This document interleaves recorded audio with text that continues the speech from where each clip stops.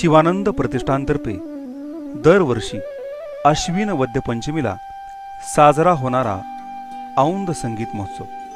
शिवानंद स्वामींच्या समाधीवर येथे देखणं दत्त मंदिर बांधण्यात आलं. त्या मंदिराच्या समोरच केशवराव पाटलांनी एक वास्तू बांधून दिली. त्याचंच पुढे विकसित रूप आत्ताचं औंधचं भव्य दिव्य देखणं कला मंदिर. या कला मंदिरातच हा संगीत महोत्सव अत्यंत उत्साहानं साजरा करण्यात आला. औंधचा हा उत्सव म्हणजे स्वरांचा सुरेल उत्सवच. गेली 72 वर्ष औंधमध्ये हा उत्सव होत आले आहे. ग्रामीण महाराष्ट्रातील संगीताचे एक सुरेल व्यासपीठ. या उत्सवाचा उल्लेख असाच करावा लागेल. औंध सारख्या सर्व दृष्टीने आडवळणाच्या गावी नामवंत गायक वादक हजेरी लावतात, ती संगीतावरील निखळ प्रेमाने. औंधच्या सांस्कृतिक श्रेष्ठतेचा हा एक रमणीय पैलू, संगीतातील अखंड जागराचा.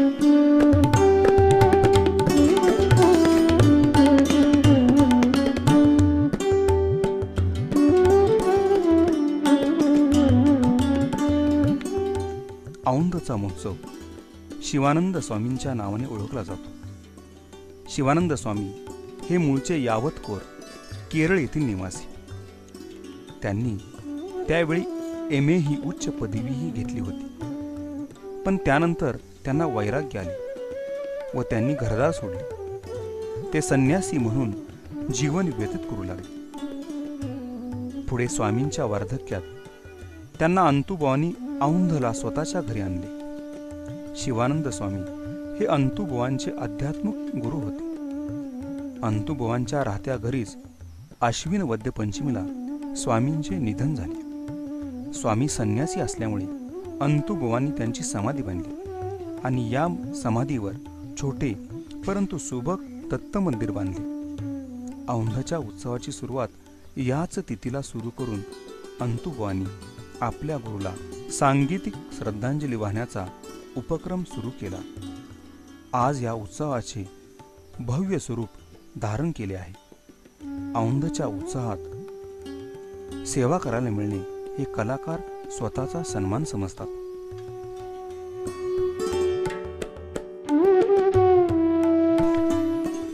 गजाननराव आनंदराव जोशी, जन्म 30 जानेवारी 1911. प्रख्यात संगीतज्ञ, शास्त्रीय गायन व व्हायोलीन वादक, लेखक व संगीतकार. गजानन बुवांनीच भारतीय व्हायोलीन याचा शोध लावला.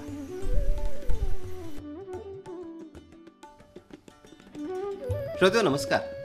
साताऱ्याच्या ज्या ओळखी संपूर्ण महाराष्ट्रात, भारतात आहे, त्यातली एक सांस्कृतिक क्षेत्रातली प्रमुख ओळख म्हणजे औंध संगीत महोत्सव. शिवानंद स्वामी संगीत प्रतिष्ठानद्वारे गेली 72 वर्ष हा औंध संगीत महोत्सव भरवला जातो. प्रत्येक वर्षी आश्विन वद्य पंचमीला हा महोत्सव असतो. गेली 72 वर्ष हा अविरतपणे हा संगीत महोत्सव एका ग्रामीण औंधसारख्या ग्रामीण ठिकाणी साजरा होतो आणि त्याला संपूर्ण महाराष्ट्रातून लोक येत असतात.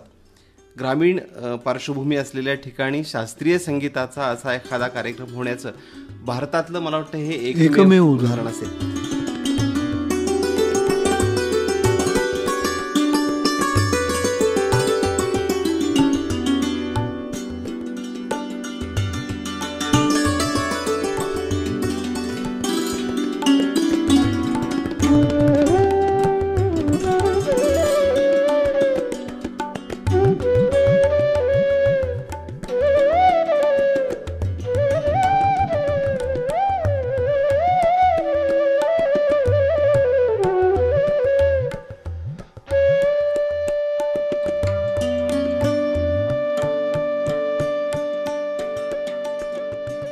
माझे आजोबा पंडित अनंत मनोहर जोशी हे औंध दरबारमध्ये राज दरबार गायक होते.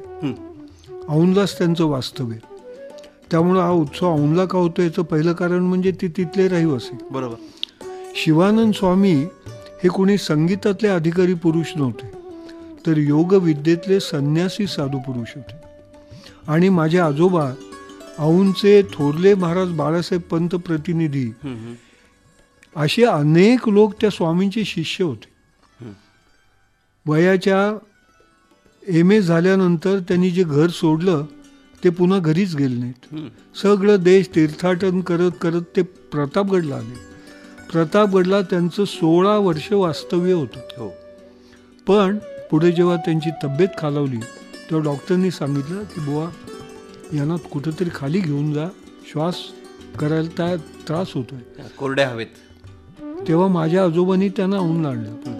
त्यावेळेस दत्त मंदिर किंवा हे काही नव्हतं. तळ्यासमोर आमचं घर आहे तिथं स्वामींचं निधन त्या घरात झालं. संन्याशी साधू पुरुष असल्यामुळं हिंदू धर्माप्रमाणे त्याला दहन क्रिया नाही, समाधी द्यायची. आणि म्हणून आत्ता जिथं दत्त मंदिर आहे तिथं त्यांना प्रत्यक्ष समाधी दिलेली आहे. आणि ते अवधूत अवतार आहे तशी कल्पना असल्यामुळं दत्तमूर्ती स्थापली.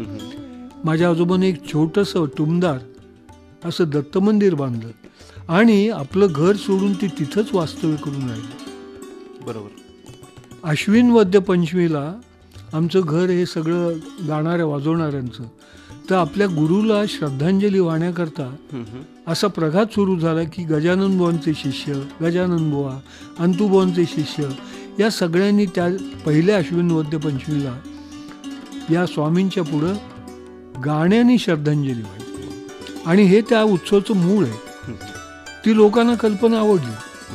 आणि त्यावेळेला त्या उत्सवाला माझ्या वडिलांचे जे स्नेही होते कलाकार, उदाहरणार्थ कराडला रमाकांत देवळेकर होते, भानुदास गुरु होते मिरजेला, कोल्हापूरला किती होते, हे सगळे लोक एकत्र यायला लागले आणि हळूहळू त्याला उत्सवाचं स्वरूप झालं. त्यांना आदरांजली व्हायची ती संगीतानं. बरोबर. असं सुरू झालेलं हळूहळू वाढायला लागलं. आणि मग इथं विशेषतः ग्रामीण परिसरामध्ये कलाकार जात नाही. ते सगळे पुणे, मुंबई, कलकत्ता, दिल्लीमध्ये बसलेले. पण गजानन बुवांनी सांगितल्यावर हिराबाई येत होत्या, मास्टर कृष्णराव येत होते, तेरखवासाहेब आलेले आहेत. तुम्हाला जी नावं माहिती आहेत ते बहुतेक सगळे लोक औंधल्याहून गाऊन गेले.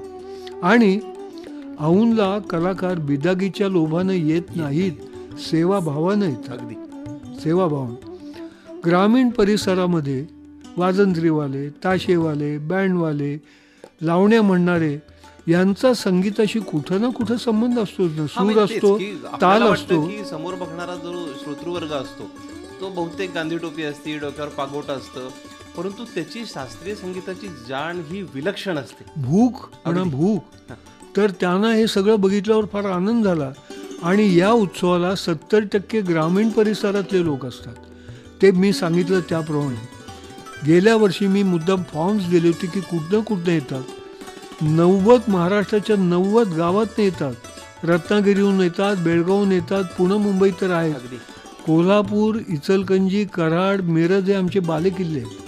इथले सगळे जाणकार येतात. आणि हळूहळू त्याला घरगुती असून सुद्धा अत्यंत उत्तम दर्जेदार संगीत महोत्सवाचं स्वरूप आहे. तुमच्याच सातारचे आमदार केशवराव पाटील एका वर्षी आलेले होते पाहुणे म्हणून. तुम्हाला माहिती आहे की दत्त मंदिराची कपॅसिटी फार थोडी आहे. तर मी अण्णांना विनंती केली की अण्णा, कमीत कमी आम्हाला एखादी पत्र्याची शेड करून द्या, कारण थंडीत बसायचे लोक, घोंगडी पांघरून. अण्णांनी आम्हाला हॉल बांधून दिला. आणि त्या हॉलमध्ये उत्सव गेल्यानंतर त्याचं व्यापक स्वरूप झालं. कारण दत्त मंदिरामध्ये नृत्याचा कार्यक्रम करता यायचा नाही, त्या हॉलमध्ये करता यायला लागला. तुम्हाला माहीत असेल पहिला कार्यक्रम बेबीताईंचा म्हणजे रोहिणी भाटेंचा झाला. आणि अनेक दर्जेदार कथ्थक, भरतनाट्यम, सुचेता भिडे आहेत, श्यामा भाटे आहेत, सगळ्या तिथं सेवाभावानी आल्या. वाटतं बच्चूभाई आणखीन एक ह्या महोत्सवाची श्रोत्यांच्या दृष्टीनं आनंदाची गोष्ट म्हणजे कलाकार कितीही मोठा असला तरी त्याला 1 फुटावरनं 2 फुटावरून ऐकण्याची संधी हाच महोत्सव आपल्याला देतो. इतर महोत्सवात तुम्हाला खूप लांबून त्या कलाकाराची एक तऱ्हेचा परकेपणा राहतो. अगदी.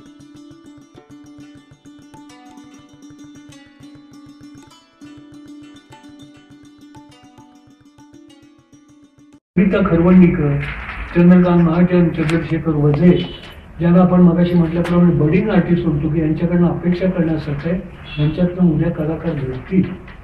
औंधच्या उत्सवात अगदी पर्पजली ठरवून उमलते तारे त्यांनाही संधी मिळते, जे आता चमकत आहेत सध्याचे त्यांनाही मिळते आणि विद्वान पण येतात. सुरेश तळवळकर तुम्हाला माहिती आहे, त्यांच्या गुरुबंधूचं नाव आहे पंडित विभव नागेशकर. सुरेश तळवळकरांचं शिक्षण तबल्याचं संपूर्ण 12 वर्ष विभवच्या वडिलांच्याकडे झालंय. तोही मोठा तबला वादक आहे, त्याचा तबला सोलो आहे.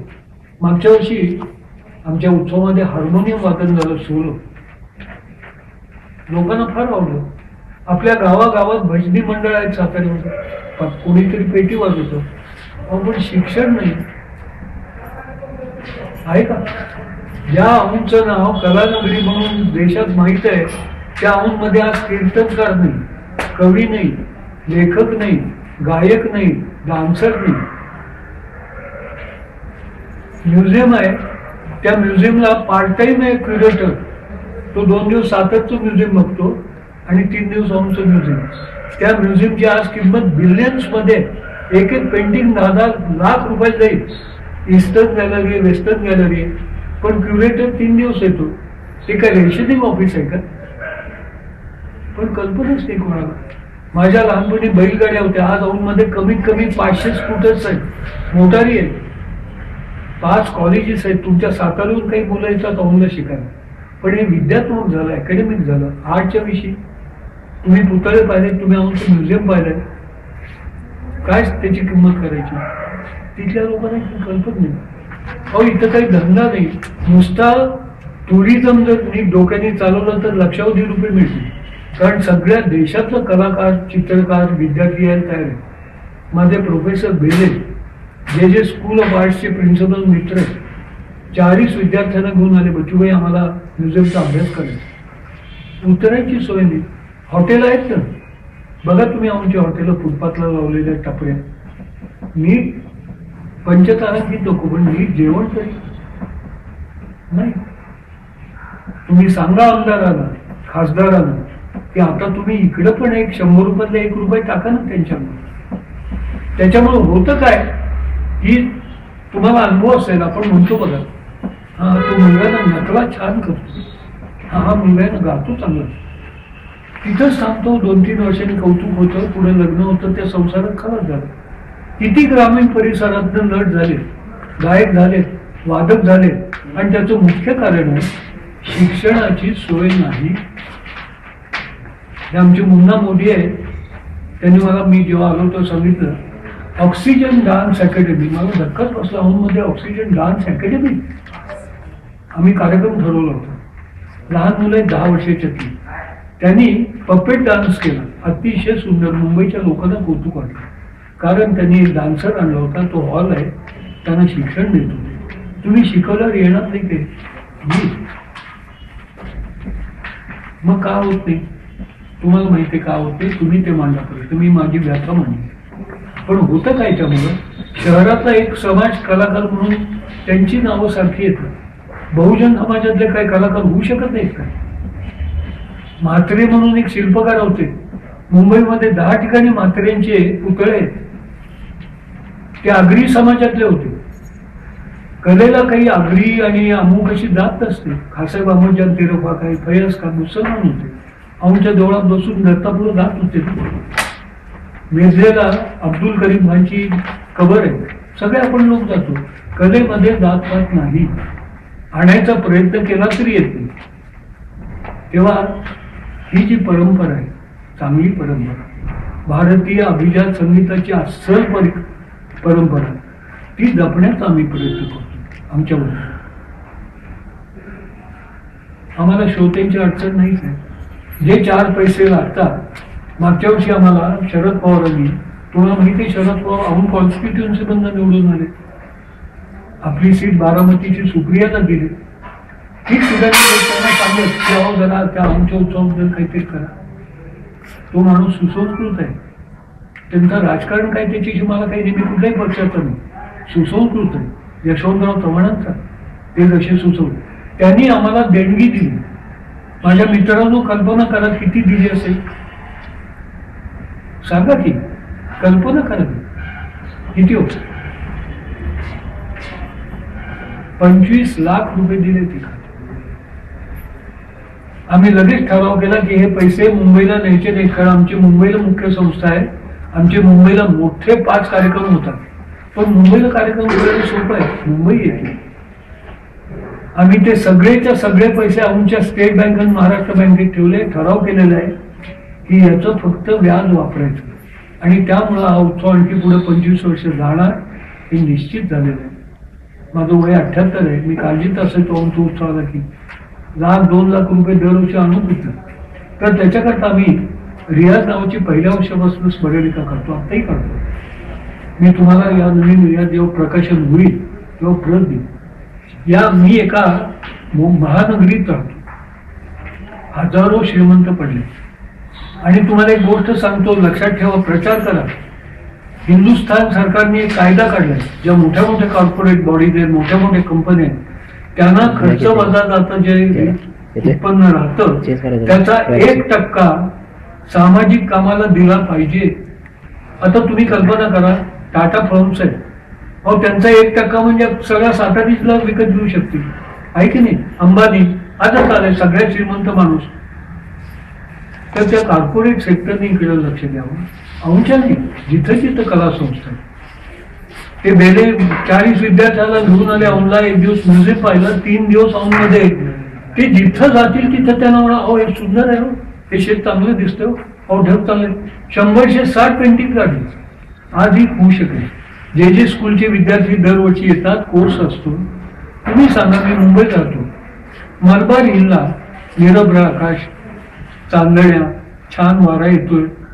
अहो चिमण्या पळून गेल्यात आमच्या गावातलं, कारण झाडच नाही. त्याने राहायचं कुठे? औंधला ते सहज गत्याचे मुळपीचा पायथा, ते सगळं ग्राउंड, डोंगर हरकून गेले. तळ्यावर बसले होते, इथं बसले होते. त्यांच्या पेंटिंगचं मी देवळात एक्झिबिशन भरवलं. त्यावेळेचे आमचे महाराज होते, त्यांनी उद्घाटन केलं. तर बेले मला म्हणाले, आमची कुठेतरी राहायची सोय करा.